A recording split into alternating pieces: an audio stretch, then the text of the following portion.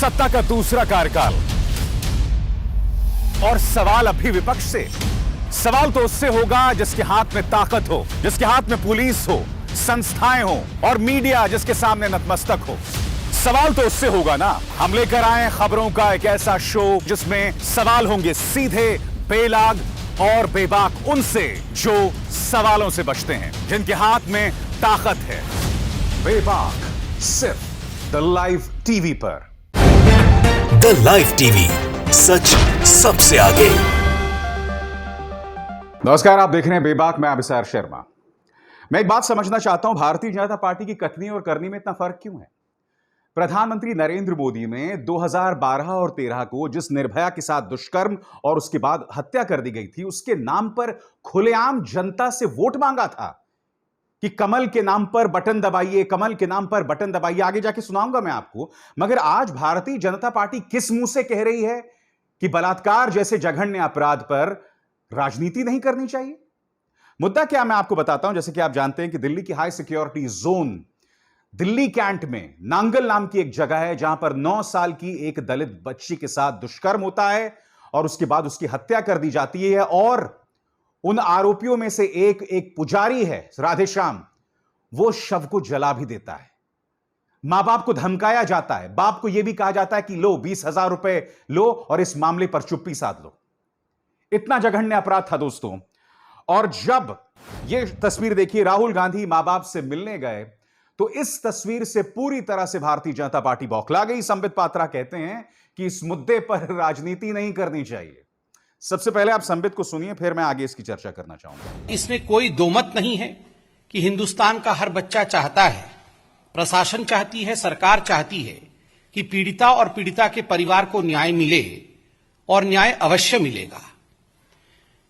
Rape और बलात्कार में यदि राजनीति करने की कोशिश की जाए तो मैं कहूंगा ये राजनीति का सबसे न्यून स्तर होता है, सबसे निम्न या सबसे निचला स्तर होता है। हां, इसमें सिंपैथी, इसमें आप खड़े रहें, आप विषय को आगे बढ़ाएं, इसमें कोई आपत्ति नहीं है। संबित, सच बात तो यह है कि तुम एक कॉमेडियन बन गए हो और इसके अलावा कुछ नहीं। तुम्हारी बातों को गंभीरता से लेना मैंने एक बहुत अरसे पहले छोड़ दिया है। तुम प्रवक्ता नहीं हो, न्यूज चैनल्स में जाकर जहर फैलाने वाला एक शख्स है। और चूंकि मेरा हिंदू धर्म में विश्वास है, कर्म की थ्योरी में विश्वास है, मेरी प्रार्थना है उस ईश्वर से कि कभी ना कहीं इस जहर का तुम्हें हिसाब देना पड़ेगा जो तुम न्यूज चैनल्स में फैलाते हो। मगर यह बात जो तुमने कही कि इस मुद्दे पर राजनीति नहीं होनी चाहिए, तो आइए सुनाते हैं प्रधानमंत्री नरेंद्र मोदी ने इस बयान में क्या कहा। 1.5 मिनट का बयान है और इस 1.5 मिनट में प्रधानमंत्री ने 2 बार बलात्कार के मुद्दे पर वोट मांगा। मुझे इससे पहले कभी नहीं याद आता दोस्तों कि किसी राजनेता ने यह कहा हो कि बलात्कार हुआ है और जब वोट डालने जाओ तो उस बलात्कार को मन में रखना और कमल पर वोट जो है बटन दबाना। सुनिए प्रधानमंत्री ने क्या कहा। और मैं दिल्ली वासियों से एक अर्ज करना चाहता हूं, आप जब वोट करने जाएं, कुछ बातें सुबह स्मरण करके जाएं। आप जब वोट करने जाएं तब जो दिल्ली हिंदुस्तान का दिल है, आज उसको रेप कैपिटल के रूप में जिस प्रकार से बदनामी हुई है, वो कभी भूलना मत। वोट देने के लिए जाए तो उसको याद करके जाना। आप जब वोट करने जाएं तब पल भर के लिए उस निर्भया को याद करना जिसके कारण आपको दिल्ली की हर बहन बेटी याद आएगी, और तब जाकर के कमल के निशान पर वोट दबाना।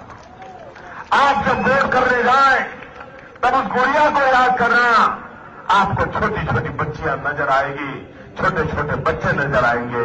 आपका अगल बगल उनकी सुरक्षा के लिए, उनके भविष्य के लिए उनको स्मरण करके जाइए, उस गुड़िया को स्मरण करके जाइए, कमल के निशान पर बटन दबाइए और गारंटी लीजिए हमारी किसी गुड़िया पर कभी कुछ होगा नहीं। इस विश्वास को लेकर के जाइए। जब आप 4 तारीख को वोट करने जाएं तो स्मरण कीजिए उस इंडिया गेट का। ठंड के दिन थे, नौजवान रात बिना स्वार्थ के बहन बेटी की इज्जत के लिए जूझ रहे थे। संबित, अब तुम इसे क्या कहोगे? यहां तो साफ तौर पर प्रधानमंत्री निर्भया के नाम पर वोट मांग रहे थे। अगर तुम्हें आपत्ति है राहुल गांधी के मिलने पर, तो फिर इस तस्वीर के बारे में क्या कहना है? सुषमा स्वराज यहां पर निर्भया की मां को गले लगा रही हैं। इस तस्वीर पर क्या कहोगे? सवाल तुम्हें क्या पूछना चाहिए संबित, मैं बताता हूं। इन चेहरों पर देखिए दोस्तों, स्मृति ईरानी, निर्मला सीतारमण, मीनाक्षी लेखी, हेमा मालिनी, इनमें से किसी एक महिला सांसद ने इस मुद्दे पर टिप्पणी की है, उस परिवार के साथ अपनी हमदर्दी जतलाई है? अरे विपक्ष तो राजनीति करेगा। और यह क्या बात होती है कि बलात्कार को जाति के साथ मत जोड़ो? यह क्या बात होती है कहने की? मतलब कुछ भी अनाप शनाप कहते रहोगे। दलितों के ऊपर जब भी अत्याचार होता है, जब भी अगड़ी जाति के लोग उनके साथ अत्याचार करते हैं, तो उनके जहन में वही जातीय व्यवस्था होती है। मैं एक छोटी सी मिसाल तुम्हें देता हूं दोस्तों। जैसे कि आप जानते हैं कि सेमीफाइनल में वुमेन्स हॉकी टीम पहुंची, अर्जेंटीना से हार गई। वंदना कटारिया हमारी वुमेन्स हॉकी टीम की जो खिलाड़ी थी, हरिद्वार की रहने वाली थी, उनके घर पर दो अगड़ी जाति के लोग शराब पीकर पटाखे फोड़ने लगते हैं, नाचने लगते हैं भारत की हार पर। और क्या कहते हैं? उनके परिवार को क्या ताना देते हैं कि उस टीम में 8 दलित लड़कियां थीं, इसलिए भारत हार गया। वंदना कटारिया जो हमारी आन बान शान है, हमारा गर्व है, हमारा गुरूर है, आज उनका परिवार इस तरह से टारगेट हो रहा है। उन्हें इस तरह से निशाना बनाया जा रहा है कि तुम्हारे टीम के अंदर दलित थे इसलिए भारत हार गए। यह हकीकत है इस देश की, इस हकीकत से तुम मुंह मोड़ सकते हो? तो यह भारतीय जनता पार्टी किस आधार पर कहती है कि साहब बलात्कार को जाति से ना तो जोड़ा जाए? कुछ और सवाल मैं तुमसे पूछता हूं। जी न्यूज देखिए, राहुल गांधी कल मिलने गए और इन्होंने इसके पीछे सियासत ढूंढ ली और राहुल गांधी का टूल किट भी ढूंढ लिया। अब टाइम्स नाउ भी यहां पर राहुल गांधी पर ही निशाना साध रहा है। इन दो बड़े चैनल्स को देखा दोस्तों आपने, टाइम्स नाउ को और जी न्यूज। फिर से देखिए स्क्रीन पर अपने, इस बार फुल स्क्रीन पर देखिए दोनों को। ये दोनों राहुल गांधी को टारगेट कर रहे हैं। मैं आपसे एक सवाल पूछना चाहता हूं, 2012-13 में जब निर्भया कांड हुआ था, उस वक्त क्या हम भारतीय जनता पार्टी को टारगेट करते थे? नहीं करते थे ना? बताइए। हालांकि उस वक्त मुझे याद है कि राहुल गांधी ने निर्भया के परिवार की बहुत मदद की थी, सोनिया गांधी ने उनकी बहुत मदद की थी, और ये सब जानते हैं, ये हकीकत है।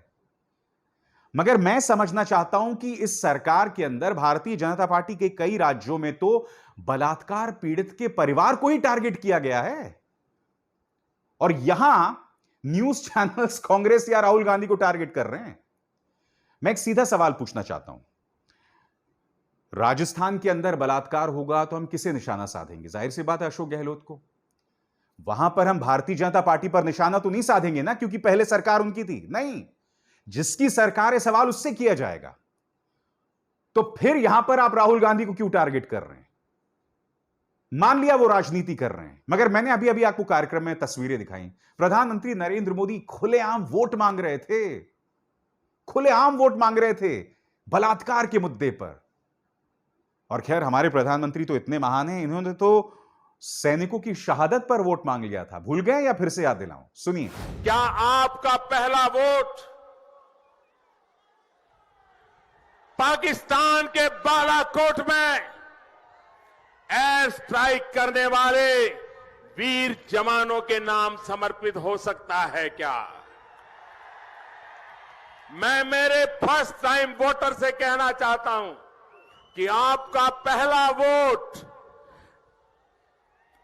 पुलवामा में जो वीर शहीद हुए, उन वीर शहीदों के नाम आपका वोट समर्पित हो सकता है क्या? मीडिया ने कभी यह सवाल नहीं उठाया। जिन दो चैनल्स का जिक्र मैंने आपके सामने किया, इन दोनों ही चैनल्स ने कभी प्रधानमंत्री से यह सवाल नहीं पूछा कि आप शहादत पर क्यों वोट मांग रहे हैं। चुनाव आयोग ने जबकि स्पष्ट तौर पर कहा था कि पुलवामा का इस्तेमाल राजनीति के लिए नहीं होगा, मगर प्रधानमंत्री खुलेआम एक सभा के अंदर कह रहे थे कि हमें पुलवामा के मुद्दे पर वोट मिल सकता है या नहीं। और प्रधानमंत्री ने जो निर्भया के नाम पर वोट मांगा था, आपने उस बयान को, अगर आपको वो हिस्सा याद हो, मैं फिर से सुनाना चाहता हूं, वो एक छोटा सा हिस्सा, कह रहे हैं जब आप वोट देने जाएंगे तो आपको आंखों में वो बच्चे नजर आएंगे। फिर से सुनिए वो 10-12 सेकंड का हिस्सा। आप जब वोट करने जाएं तब पल भर के लिए उस निर्भया को याद करना जिसके कारण आपको दिल्ली की हर बहन बेटी याद आएगी और तब जाकर के कब्र के निशान पर वोट दबाना। मतलब ये किस तरह का इमोशनल अत्याचार है मोदी जी? आप तो पूरी तरह से इमोशनल ब्लैकमेल जनता को कर रहे थे और साथ में फिर यह भी कह रहे थे कि कमल पर बटन दबाना। यह कहां की सियासत है मुझे बताइए, यह कौन सी सियासत है? जब आपने यह बात कही थी तब मैंने या किसी भी पत्रकार ने यह नहीं कहा था कि आप बलात्कार जैसे मुद्दे पर गंदी राजनीति कर रहे हैं। नहीं, आप विपक्ष के नेता हैं, आपको पूरा अधिकार है मुद्दे उठाने का, सवाल उठाने का। क्योंकि इस सरकार की क्या हकीकत है मैं आपको बताता हूं। कई बार आपको बताया, फिर से याद दिलाना चाहूंगा। हाथरस में गुड़िया के साथ दुष्कर्म और हत्या हो जाती है, पूरा उनका प्रशासन परिवार के खिलाफ लग जाता है। रातों रात देखिए शव जला दिया गया था उसका। उसके बाद law and order ADG Prashant Kumar क्या कहते हैं कि बलात्कार हुआ ही नहीं है। सुप्रीम कोर्ट की गाइडलाइन है, उसकी नजरअंदाज करते हुए कहा कि बलात्कार हुआ नहीं है। आपको याद है इलाहाबाद हाईकोर्ट ने क्या कहा था? इलाहाबाद हाईकोर्ट ने कहा था कि अगर इस तरह का दुष्कर्म आपकी बेटी के साथ होता तो क्या आप इसी तरह से शव रातों रात जला देते? लॉ एंड ऑर्डर की दुहाई दे रहे थे ये लोग। बाद में सीबीआई की इंक्वायरी और इलाहाबाद हाईकोर्ट की लताड़ के बाद यह स्पष्ट हो गया कि उस मासूम के साथ ऐसा हुआ था। मगर पूरा सरकारी अमला लग गया था पीड़ित के परिवार को टारगेट करने के लिए। मैं नहीं भूला हूं, हाथरस का डीएम आकर धमकी दे रहा था उस गुड़िया के पिता को कि अभी तो ये मीडिया खड़ी हुई है, बाद में तुम क्या करोगे? अरे तुम नौकरशाह हो या माफिया हो? एक और चीज याद दिलाना चाहता हूं। 8 साल की एक मासूम का रेप हुआ था कठुआ में, जम्मू के कठुआ में। और फिर भारतीय जनता पार्टी की ये 2 सांसद जो इस वक्त आपके स्क्रीन पर हैं, इन्होंने बाकायदा रैली निकाली थी बलात्कारियों के पक्ष में। आजाद भारत के इतिहास में आपने कभी ऐसा होते हुए देखा है? 2 मिसालें दी हैं मैंने आपको उस पॉलिटिकल पार्टी की जो यह आरोप लगा रही है कि विपक्ष दुष्कर्म जैसे मुद्दे पर सियासत कर रही है। अरे आप सियासत नहीं, आप तो गंदी राजनीति कर रहे थे, आप तो पीड़ित को टारगेट कर रहे थे। फिर कुलदीप सिंह सेंगर, इसने एक बच्ची के साथ दुष्कर्म किया, उसके पूरे परिवार को बर्बाद कर दिया। 2 साल तक इसे पार्टी से नहीं निकाला गया। और मुझे याद है जिस दिन उस पर केस हुआ था, तब उस वक्त वहां के जो पुलिस कमिश्नर थे वो कह रहे थे माननीय विधायक, मैं नहीं भूला हूं, स्वामी चिन्मयानंद, ये चेहरा देखिए आपकी स्क्रीन पर। स्वामी चिन्मयानंद बच्चियों के साथ उनका यौन उत्पीड़न करता रहा। पार्टी की तरफ से किसी तरह का कोई बयान नहीं आया, पार्टी ने कोई सख्ती नहीं की, कोई महिला सांसद नहीं बोली। कुछ हुआ? साक्षी महाराज, ये वो चेहरा है जो आज की तारीख में अखिलेश यादव को धमकी दे रहा है कि योगी आदित्यनाथ तुम्हें ठोक देंगे। ये शख्स कुलदीप सिंह सेंगर के बचाव में आए थे। ये वो आदमी है दोस्तों जिसने बलात्कारी राम रहीम, हां यही राम रहीम याद है, जिसे बाबा राम रहीम कहते थे इसके भक्त, इसके पक्ष में आया था। जो बलात्कार पीड़ित थी उनके खिलाफ इसने बयान दिए थे। ये तमाम तो तथ्य हैं ना, इससे आप मुंह मोड़ सकते हैं? नहीं मोड़ सकते आप।